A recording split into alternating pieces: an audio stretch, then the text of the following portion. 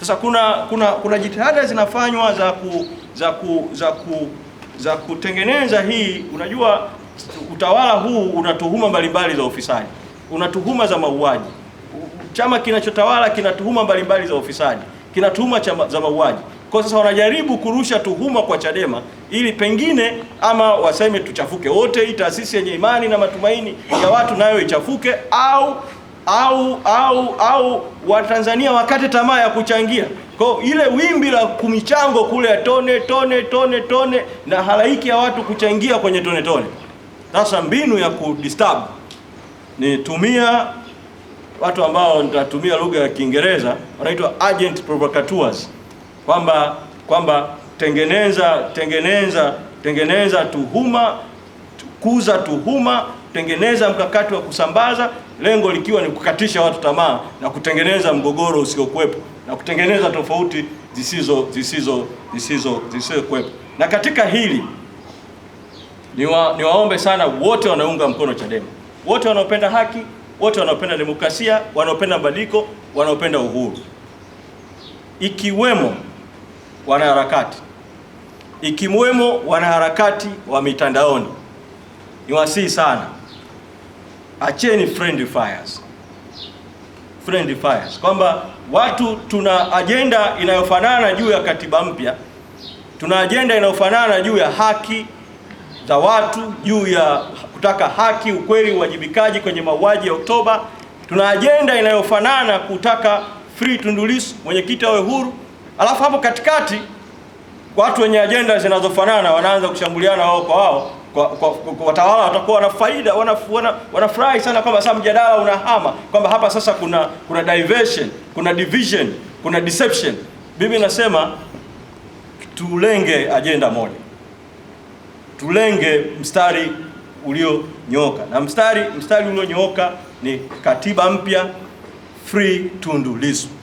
Na mimi nasema kwamba kwa heshima kubwa sana, na nashukuru na nawashukuru sana wote ambao wameendesha kampeni ya kumlinda makamu mwenyekiti wa chama Mheshimiwa John Heche. Ni jambo zuri sana watu kulinda viongozi wa chama, lakini niseme kwamba imetosha. Tutatolewa kwenye mstari, tutaanza kujadili vyombo vya habari, mitandaoni, kila mtu tunajadili kuhusu madai ambayo hayana msingi. Hapo tunamlenga makamu mwenyekiti, afu tunaacha katiba mpya, tunaacha Tundu Lissu, tunakuwa diverted, tunakuwa diverged, tunakuwa divided. Tusiwafaidishe watawala ambao wana hali mbaya, wana mbinyo wa kimataifa mkubwa sana unaohitaji haki Tanzania, wana mbinyo wa ndani wa wananchi wa nguvu ya umma mkubwa sana. Tumefika katika hatua ambayo sasa watawala wanatakiwa kukubali matakwa ya umma pamoja na kutoyapenda ya haki. Alafu tunafungua Pandora box ya friendly fires, huyu anamshambulia huyu anamshambulia huyu. Mimi sitaki kwenda mbele zaidi ili na mimi nisingie kwenye mtego wa kurusha friendly fires, ila naamini wanaweza kusikia wasikie. Na katika hayo mapambano ya watawala kutaka kujilinda baada ya mauaji ya watu, kujilinda baada ya ufisadi, kujilinda baada ya uporaji wa uchaguzi, kuna watu wanaweza wakajikuta wanatumika kwenye proxy war bila kujijua. Mtu hajui tu, anarushwa ajenda, anapewa ajenda, anakimbia nayo, kumbe ni ajenda ambayo inalenga kulinda mfumo batili na utawala haramu na utawala dhalimu. Kwa hiyo turudi kwenye mstari, katiba mpya, free Tundu Lissu, haki, uwajibikaji, ukweli, mauaji ya Oktoba, mstari wa tone. Tushikilie hapo mpaka kieleweke. Sasa kuna swali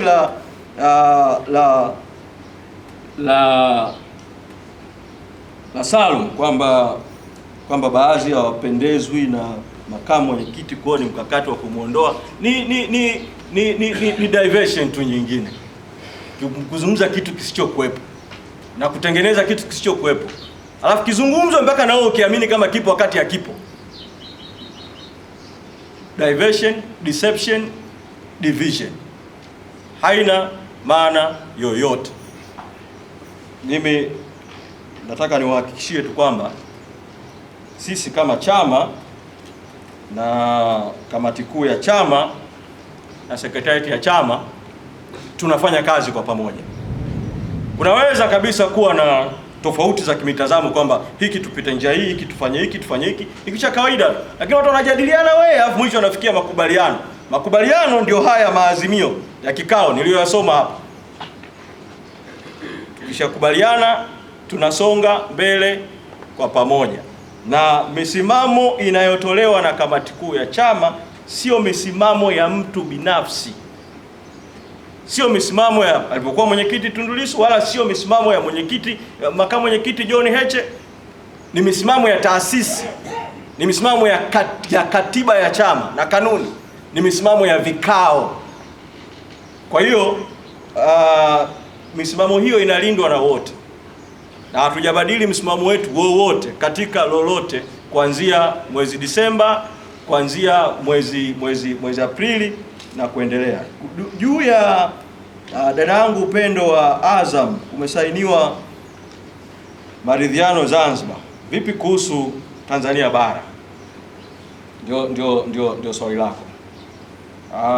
Niseme kwamba nimefuatilia lile tukio la jana, na naamini katika wakati mwafaka pengine chama kitalizungumza zaidi na hata viongozi wetu wa Zanzibar huko watalizungumza, lakini kwa namna nilivyolifuatilia nina machache ya kusema. Kwanza, ile kauli ya rais ambaye sisi hatutambui uchaguzi wake ya kusema kwamba wanaharakati wanafanya ugaidi ni kauli hatari sana ikiachwa ilivyo na watetezi wa haki kote nchini.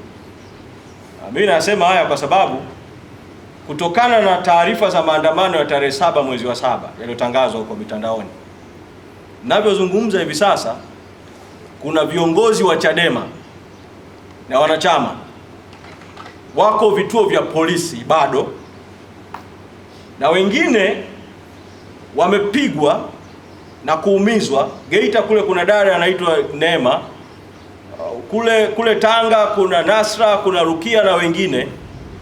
Kule Mbeya kule kuna vijana wa Chaso. Dar es Salaam hapa kuna watu wamepigwa, wameumizwa. Katika kupigwa kwao walikuwa wanalazimishwa wengine wao kuandika maelezo kwamba walipanga vitendo vya kigaidi, alafu wanalazimishwa kwa vipigo kutaja majina ya baadhi ya viongozi wa Chadema. Sasa kitendo cha matukio hayo kutokea siku chache kabla, alafu rais kutamka kuhusu wanaharakati na ugaidi, inatengeneza connection kwamba inawezekana kabisa kulikuwa na order ndani ya serikali na ndani ya mfumo wa vyombo vya ulinzi na usalama kubambika kesi za ugaidi kwa viongozi wa Chadema kwa malengo ambayo yanaleta maswali. Sasa hii behavior ya kuingiza neno ugaidi kubwa sana katika masuala ya kiraia ya watu imekuwa trend ya hii serikali. Mwaka 2021 baada ya Mwenyezi Mungu kumtoa Magufuli, Mwenyezi Mungu amlaze mahali pema, alipoingia Samia pia kwa makongamano ya ndani, rais akasema kuna chokochoko za katiba. Mwenyekiti Mboya akiwa Mwanza akakamatwa akapewa kesi ya ugaidi kwa sababu ya katiba mpya. Sasa leo wakati nchi inazungumza katiba mpya, free Tundu Lissu, rais anarudia kile kipateni ile. Ni ishara ya kwamba hakuna maridhiano, kuna tangazo la vita dhidi ya wanaharakati na by extension vita dhidi ya Chadema na viongozi wa Chadema. Kwa hiyo kuna unafiki uliofanyika Zanzibar wa kusema kitu tofauti na kufanya tofauti. Mimi nasema mazungumzo ni moja ya nyenzo ambayo sisi kama Chadema tunaamini katika kushughulikia matatizo. Tunaamini kwenye mapambano, tunaamini kwenye mazungumzo. Lakini sisi tumesema tunaamini kwenye mazungumzo ya dhati. Sasa tukasema tunataka mazungumzo ambayo kutakuwa na wasuluhishi huru, preferably wa kimataifa. Serikali inasema hatutaki mazungumzo, hatutaki wapatanishi, hatutaki wasuluhishi. Alafu kule Zanzibar kuanzia Novemba wamekaa kuzungumza ACT na CCM, kuna wasuluhishi, kuna wapatanishi, Karume, Shein.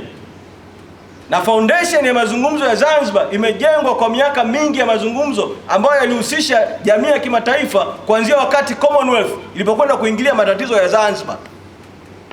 Kwa kule Zanzibar inaonekana ni sahihi kuleta watu wa nje kushughulikia mgogoro, lakini muungano Tanzania inaonekana ni shida. Sasa tunataka kusema kwamba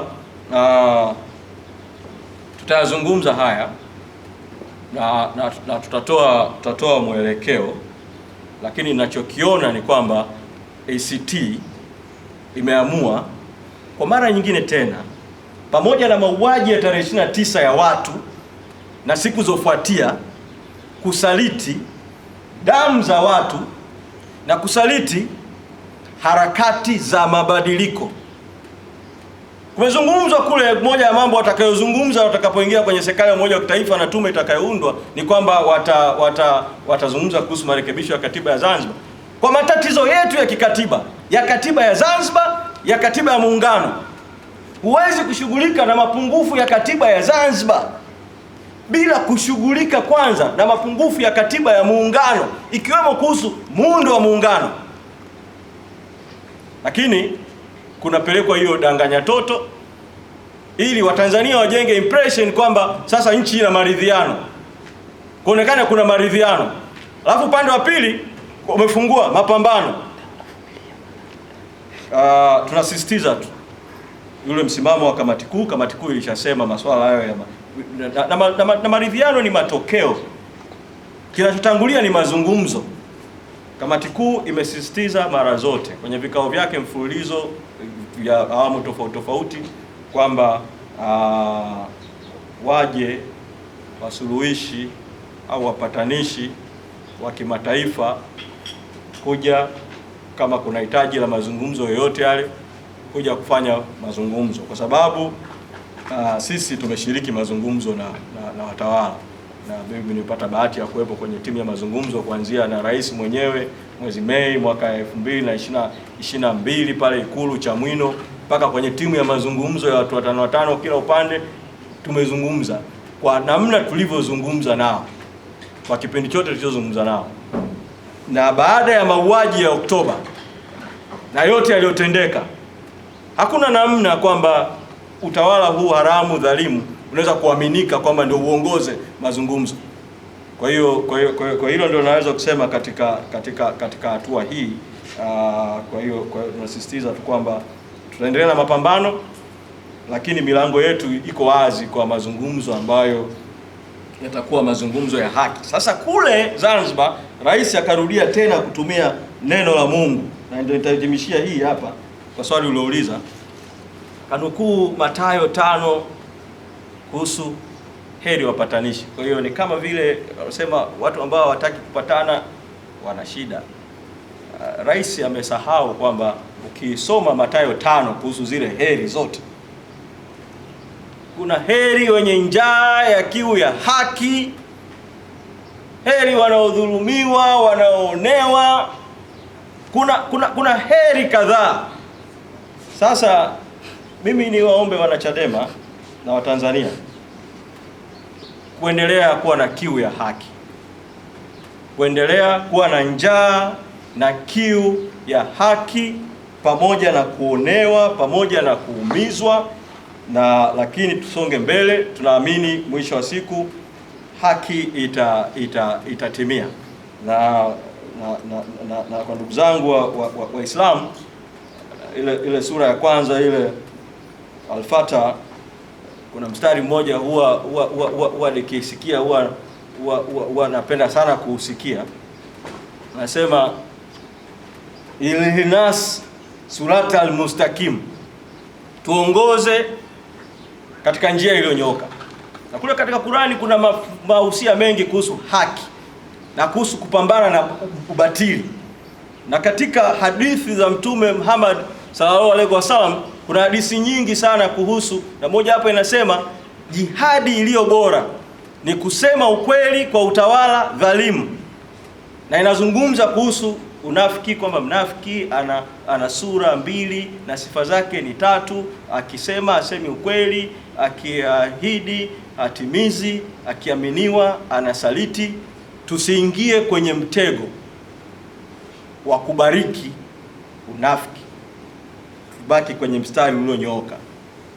Katiba mpya, free Tundu Lissu, ukweli, haki, uwajibikaji, mauaji ya Oktoba, tone tone, focus pale, istikama, focus pale. Naamini kuna siku kitaeleweka. Asanteni sana.